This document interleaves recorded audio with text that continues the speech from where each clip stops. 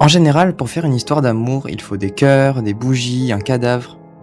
Attends, quoi? Eh oui, parfois un conte macabre peut être plus touchant que la plupart des romances à l'eau de rose.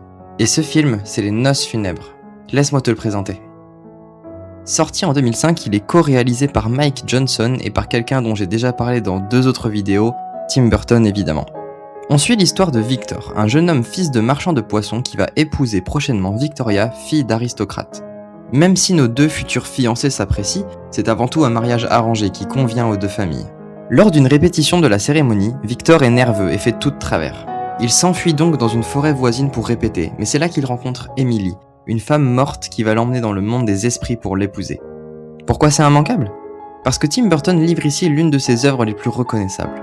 L'animation en stop motion est superbe et on retrouve plein d'éléments phares du réalisateur, des personnages atypiques, un humour noir léger et une poésie mélancolique. Parce que j'adore l'idée renversée du contraste entre les 2 mondes. Ce que je veux dire, c'est que le monde des vivants est froid, gris, rigide, tandis que le monde des morts est coloré, chaleureux. Ça dédramatise cette chose qu'est la mort et pointe du doigt la dureté du monde réel. Je trouve ça brillant.